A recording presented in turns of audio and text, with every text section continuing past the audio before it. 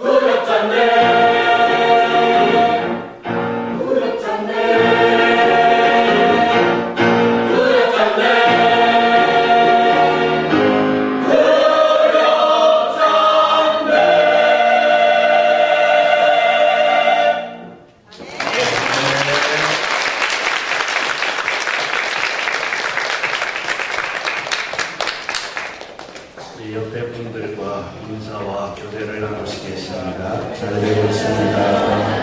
기도하면 됩니다. 잘 되고 있습니다. 기도하면 됩니다.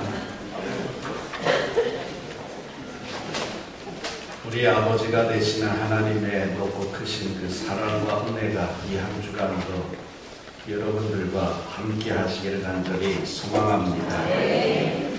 우리 그리스도인들에게 있어서 가장 큰 덕은 감사하는 생활이다라고 이야기할 수 있습니다. 그러기에 모든 덕의 어머니는 감사다라는 말이 있습니다. 우리는 지난 1년 동안 개인적으로 받은 은혜와 가정적으로, 교회적으로, 사회적으로 받은 은혜를 생각할 때 말로, 이루 다 말로 표현할 수가 없습니다. 물론 오늘 우리 대한민국의 상황이 매우 힘들고 어렵고 고통스러운 것이 사실이기도 하지만 그럼에도 불구하고 우리 그리스도인들마저 시류에 따라서 흔들리거나 좌절하거나 원망하거나 주저앉아 있으면 안 될 줄로 믿습니다. 왜냐하면 누군가는 이 시류를 극복하고 뛰어넘어서 이 난관을 타게 해야 되기 때문에 그렇습니다. 그러게 우리 모든 그리스도인들은 감사의 마음을 잊지 말고 감사의 삶을 살아야 됩니다. 다음 주가 추수감사주일입니다. 추수감사주일을 준비하며 감사의 마음, 감사하는 신앙에 대한 말씀을 나누려고 합니다. 문학가인 오스카 와일드의 비유 가운데 보면 다음과 같은 이야기가 있습니다. 하루는 예루살렘의 한 거리를 예수님께서 지나가시다가 술에 만취한 청년을 만났습니다. 그래서 그에게 물었습니다. 이복의 젊은이, 당신은 왜 이렇게 술에 취하여 살아가고 있는가라고 물었습니다. 그러자 그의 대답이, 나는 원래 안진뱅이였습니다. 근데 예수님께서 나를 고쳐주셔서 건강해졌지만 아직도 나는 삶의 의미를 찾지 못해서 이렇게 지금 방황하고 있다. 또 길을 가시다가 탐욕과 세욕에 눈이 어두워져서 한 여자를 뒤따라가고 있는 청년을 보고는 그를 붙잡고 물었습니다. 자네는 왜 또 이런 생활을 하고 있는가? 그러자 그의 대답이, 옛날에는 내가 소병이었습니다. 그런데 고침받고 밝은 세상을 보게 되었지만 아직도 나는 내가 어떻게 살아가야 될지를 몰라서 지금 나는 이렇게 방황하고 있다. 또 주님이 길을 가시다가 길가에 앉아있는 거리의 여인을 만났습니다. 그래서 물었습니다. 그러자 그 여자의 대답도 나는 죄인이었습니다. 근데 예수님께서 나의 모든 죄를 용서해 주셨는데 그 다음에 내가 어떻게 살아가야 될지를 몰라서 나는 이렇게 다시 거리의 여자로 타락할 수밖에 없었다. 이들의 마음속에 주님을 향한 나를 걷게 만들어주고 나로 하여금 밝은 세상을 보게 만들어주고 나의 모든 죄를 돌에 맞아 죽을 수밖에 없었던 나를 용서하여 주셔서 살려주시고 새 생명을 주신 그 예수님을 향한 감사의 마음, 감사의 믿음을 잃지 않았다고 한다면 주님이 주신 그 건강 가지고 뚜벅뚜벅 걸으며 주님의 길을 따랐을 거고 빛이요 진리가 되신 예수님을 내 두 눈으로 밝히 보며 따라갔을 거고 내 모든 죄를 용서해 주신 그 주님의 발자취를 뒤따라가면 방황할 일도 없었고 또다시 죄악된 길로 들어서지도 않았을 것입니다. 하지만 이들의 마음속에 감사의 마음, 주님을 향한 감사의 믿음이 없었기 때문에 저들은 도로 제 살 길로 원래 있던 자리로 돌아가게 되었다라는 오스카 와일드의 날카로운 비유입니다. 예수님께서는 이미 여러분들의 죄를 용서해 주셨고 우리 주님께서는 이미 여러분들의 가정을 축복해 주셨으며 여러분들의 마음속에 있던 질고도 고쳐주셨지만 아직도 방금 전 예를 들었던 저들처럼 하나님의 은혜에 대해서 감사하지 못하는 생활을 거듭하고 있지는 않은지 우리들 스스로가 뒤돌아볼 필요가 있습니다. 우리 믿음의 백성들 그리스도인들은 범사에 감사하며 살아야 될 줄로 믿습니다. 왜냐하면 하나님께서 실제로 우리들에게 감사할 제목을 얼마나 많이 주셨는지 모릅니다. 생각해보면 하나님의 은혜가 있고 부모님의 은혜, 이웃과 친구와 사회와 국가에 대해서 감사해야 될 일이 결코 한두 가지가 아닙니다. 하나님께서는 감사의 모양을 보시는 것이 아니라 그 감사하는 마음의 내적인 상태를 꿰뚫고 계십니다. 감사의 겉치레를 보는 게 아니라 그 감사의 재물을 준비하는 마음을 보신다는 이야기입니다. 그래서 예수님께서는 부자가 하나님 앞에 드릴 그 많은 헌금보다도 과부가 하나님 앞에 드렸던 두 렉돈, 우리 나라로 이야기하면 가장 작은 화폐단이 10원짜리 2개 정도 되는 그 엽전 두 입을 주님은 칭찬해 주셨습니다. 감사의 믿음, 감사의 정신은 물질에 많고 적음에 있는 것이 아닙니다. 내가 하나님 앞에 마땅히 바칠 것을 바치고 내가 마음속에서 진심으로 우러나와서 자원하는 마음으로 하나님 앞에 드리고 바칠 때 그것을 주님은 기뻐 받으십니다. 그렇다면 여러분, 구체적으로 우리는 무엇을 어떻게 감사하며 살아야 될까요? 첫째로 우리는요, 믿음을 받았기 때문에 감사해야 됩니다. 7절에 무엇이라고 했습니까? 믿음에 굳게 서서 감사함을 넘치게 하라 그랬습니다.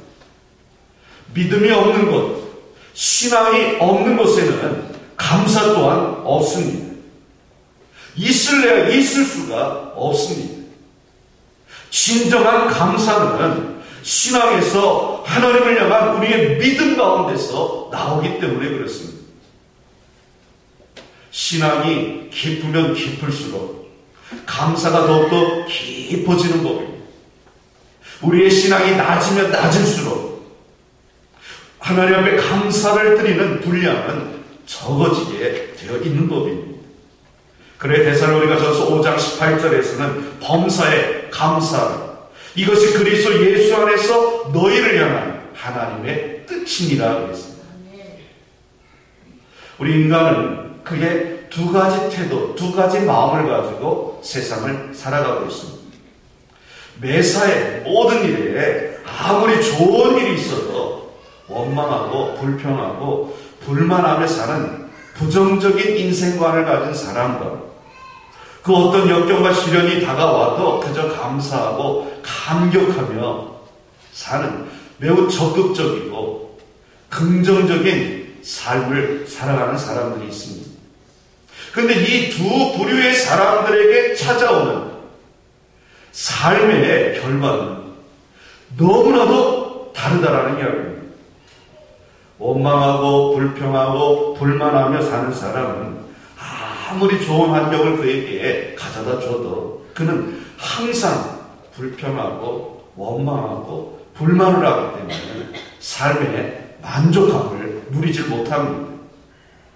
그러나 항상 긍정적이고 적극적이고 감사하며 사는 사람은 그 어떤 역경과 시련의 환경 속에 갖다 놓는다 해도 이 모든 것을 합력하여 하나님께서 선을 이룰 것을 믿고 감사하며 나가니 그의 인생이 항상 평안하고 그의 인생이 항상 하나님의 복과 은혜가 넘칠 수밖에 없습니다.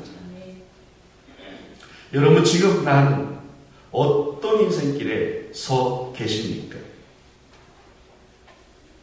어느 마을에 평생을 풀무질을 하고 망치질을 하며 사는 대장장이요, 평생을 나무를 자르고 나무를 깎고 다듬으며 사는 목수가 살았습니다. 근데 이 두 사람 모두가 다 신실한 믿음의 사람이었습니다. 근데 이 두 사람이 어디에 살았는 거 아니? 하나는 아랫집에, 하나는 윗집에 사는데 이 아랫집과 윗집 사이에는요, 고래된 것 같은 기와집, 부자가 살고 있었습니다. 근데 이 부자는 모든 것이 넉넉하고 풍요롭다 보니까 하나님을 알지도 못했고 예수님을 안 믿었습니다. 이 아랫집 윗집에 사는 이 가난하게 살고 평생을 일밖에 모르는 땀 흘려 살았던 이 사람들, 대장장이는 주님의로부터 받은 은혜가 너무 감사해서 뜨거운 불못불질을 하며 땀을 뻘뻘 흘리고 무거운 쇠망치를 두드리면서도 너무 감사해서 그 장단에 맞춰서 복의 근원 강림하사 찬송하게 하소서. 찬양을 부릅니다. 윗집에 사는 목수 역시 마찬가지입니다. 하나님의 은혜에 감격해서 그 힘들고 어려운 톱질을 하고 대패질을 하면서도요, 구주의 십자가 보혈로 찬양을 부르는 겁니다. 예수님을 안 믿는 이 가운데 살던 고래등 집 같은 집에 살던 부자는요, 아랫집 윗집에서 들려오는 이 찬송 소리가 너무나도 듣기 싫어서 죽을 지경이었습니다. 근데 하루는 이른 아침에 대장장이와 목수가 부자를 찾아왔습니다. 그리고 이렇게 이야기하는 겁니다. 내일 우리들이 이사를 가게 돼서 인사드리러 왔습니다. 부자는요, 이 두 사람의 말에요, 너무너무 기뻤습니다. 뛸 듯이 기쁘고요, 하늘님이 내 마음의 소원을 들어주셨다. 너무 기뻐서 깍쟁이 같고 구두생이었던 이 부자가 아침 일찍 자기가 먹으려고 해놨던 찹쌀떡을 얼른 다 갖고 오라. 그래서요, 융숭하게 대접을 하는 겁니다. 한상 가득 차려서 대장장이와 목수를 대접을 했습니다. 속으로는 기뻐 뛴뛰며 찬양하면서 겉으로는 오래도록 아랫집 윗집에 우리가 이웃에 살고 있었는데 이사가 뭐 얼마나 섭섭해서 어떡하냐.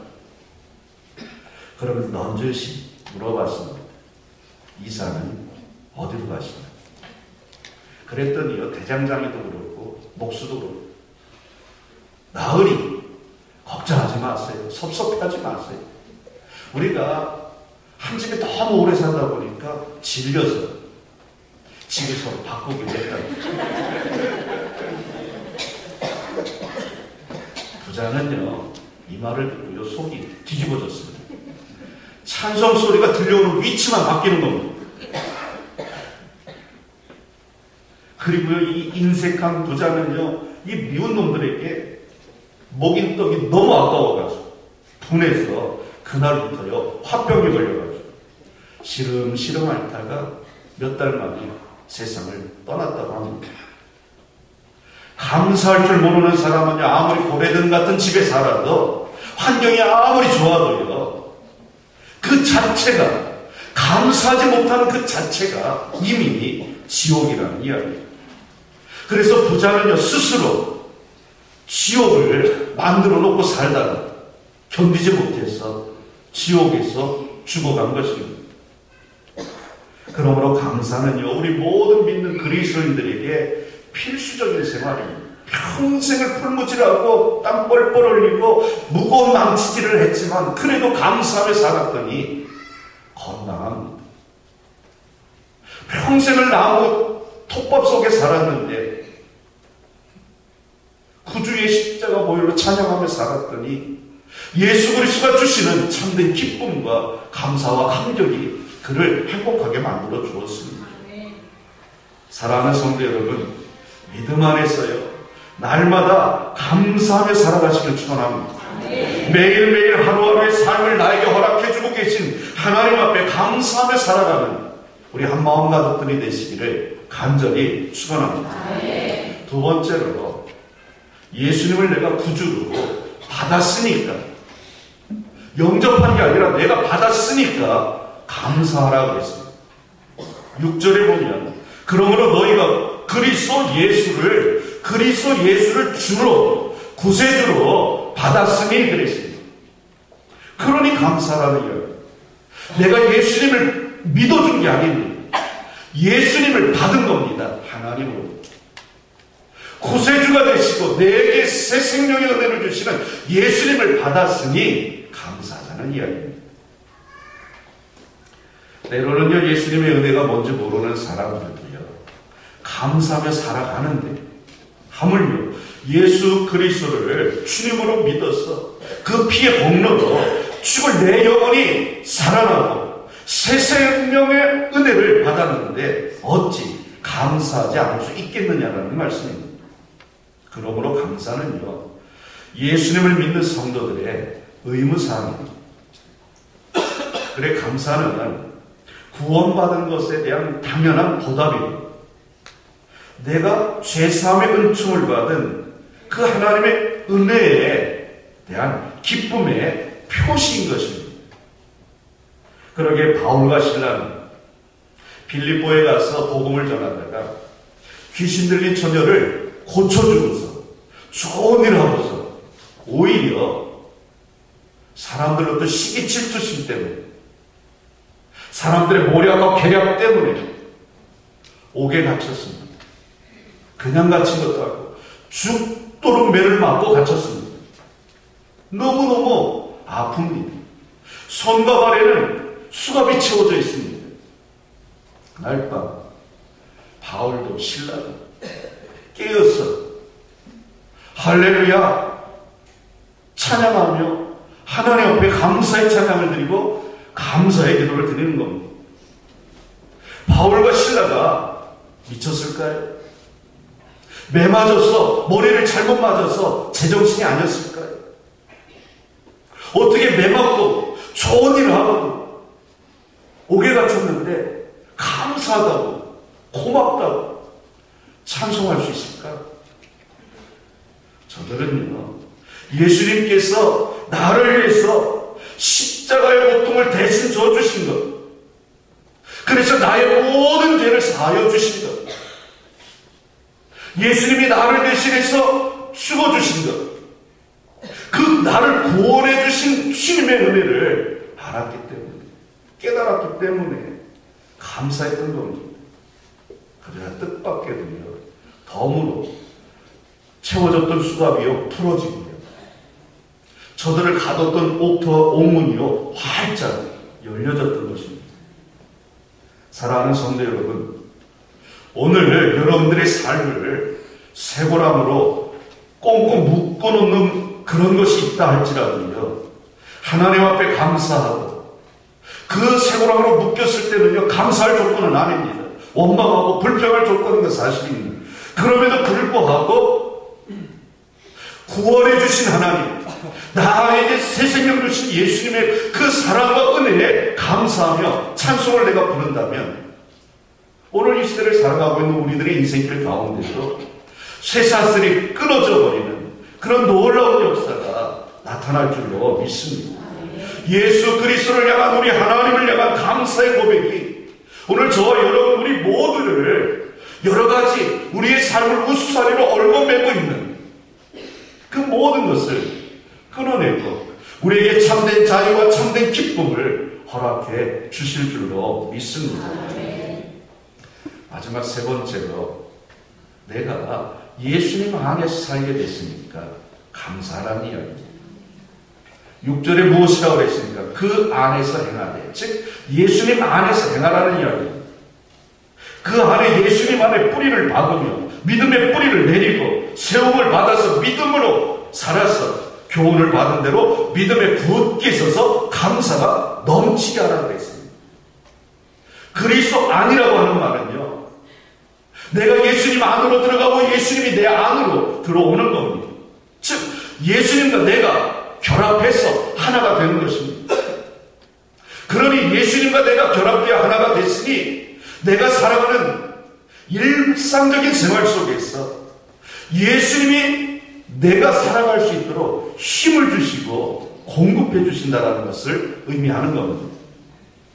예수님이 오늘도요, 내가 살아갈 수 있는 힘을 주시니 감사해야 될까요? 아니면 원망해야 될까요? 오늘을 살아갈 수 있는 지혜를 주시고 오늘을 살아갈 수 있는 힘을 주시고 건강 주시고 생명을 주시는 이 예수님 앞에 어떻게 우리가 원망할 수 있겠습니까? 불평할 수 있겠습니까?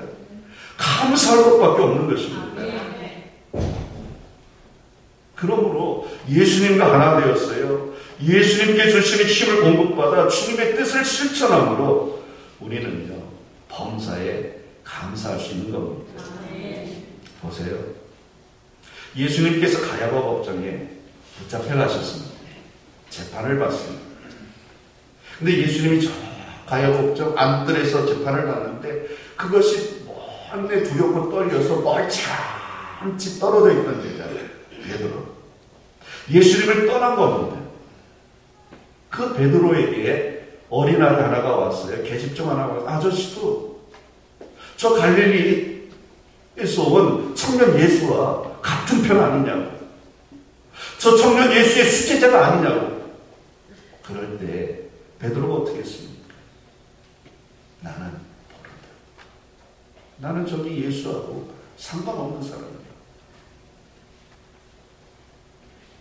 그리고 도망칩니다. 떠나오는 베드로의 귀에 닭이 우는 소리가 들려요. 그 순간 어떻게 했습니까? 그 자리에 구부러앉고 고꾸라져서 통곡을 할 수밖에 없었습니다. 통곡을 한다는 이야기는 후회스러운 삶이라는 거예요. 예수님을 떠난 베드로는 후회할 수밖에 없고 땅을 칠 수밖에 없었습니다. 그런데 그런 베드로가 오순절날 요한 마가의 다락방에서 성령이 하늘에서 불같이 나는 성령 체험을 하고 성령님을 모시고 예수님을 모시고 예수님 안에 들어갔을 때 그 베드로는 어떻게 보냈습니까? 십자가를요, 온전히 저도 힘들고 어려운 이 십자가를 거꾸로 치고도 할렐루야 찬양하며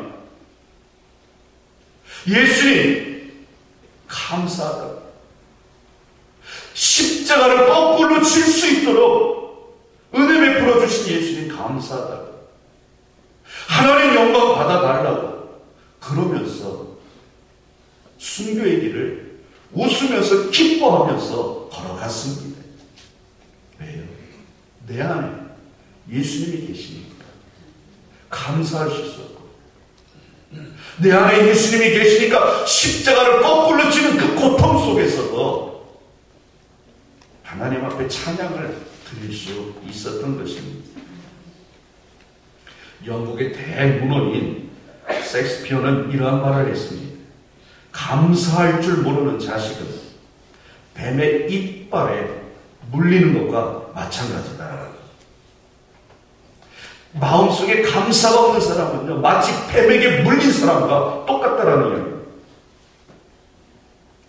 여러분, 사랑하는 자녀가 나를 향하여 이렇게 이야기합니다.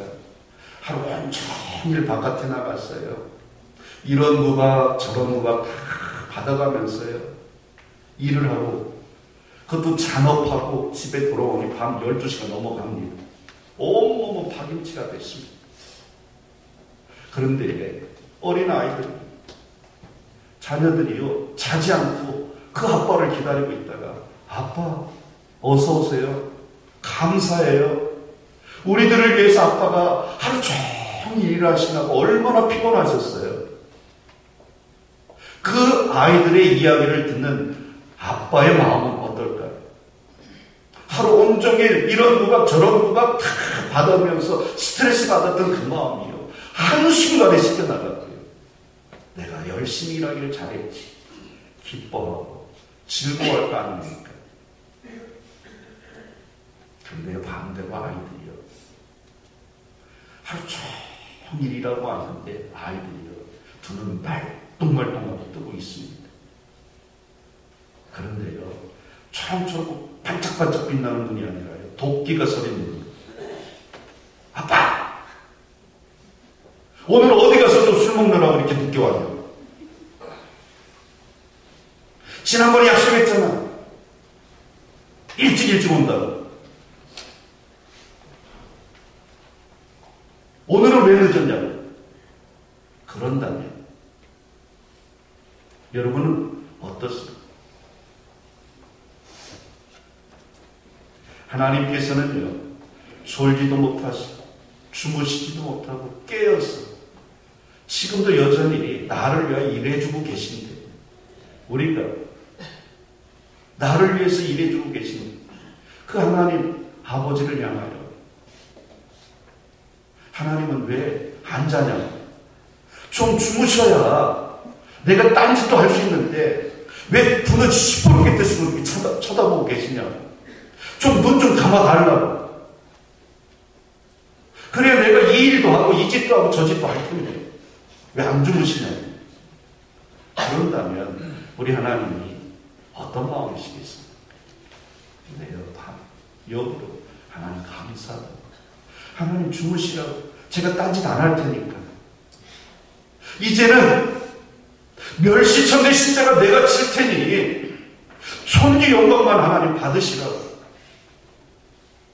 그런다면 우리 하나님이 얼마나 행복해 하시겠습니까?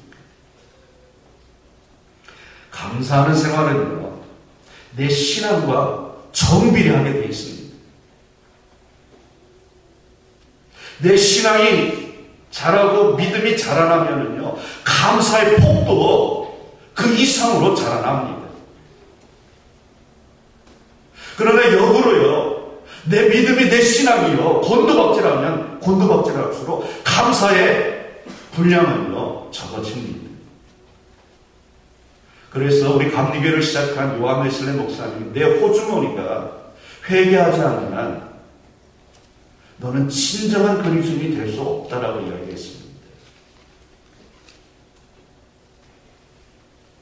그러므로 우리는요, 하나님 앞에 감사하기를 위해서 물질도 드리고 시간도 바치고 우리의 달란트도 바치고 우리의 몸도 드려야 됩니다.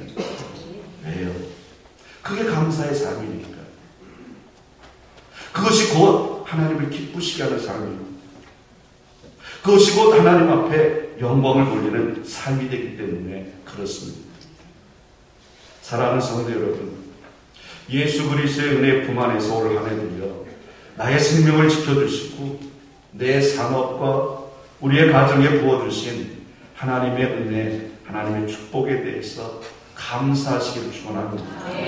또한 이 감사함을 하나님 앞에 내가 온전히 표현하며 하나님으로부터 인정받아서 예수 그리스도의 구원하심과 성령님의 축복하심이 나날이 더하여져 가는 우리 한마음 가정들이 되시기를 주님의 이름으로 축원합니다. 기도하겠습니다. 살아계신 하나님 감사합니다. 어제도 오늘도 내일도 영원히 하나님 살아계셔서 우리와 함께 하시며 우리를 이끄시고 인도하시고 축복하시기를 원하고 계신데, 때로는 하나님의 그 크신 사랑과 은혜를 받고도 원망하고 불평하며 살아왔던 저희들의 이 못난 모습을 하나님 용서하여 주시옵소서. 이제는 하나님 어떤 상황 속에서도 감사하며 살겠습니다. 살려주신 하나님, 구원하여 주신 하나님, 지금도 여전히 내 안에 계신 그 예수 그리스도의 구원하심의 은총과 새 생명의 은총을 믿으며 감사하고 또 감사하며 사는 우리 모든 한마음 가족들이 되도록 축복해 주시옵소서. 예수님 거룩하신 이름으로 기도 올리옵나이다. 아멘.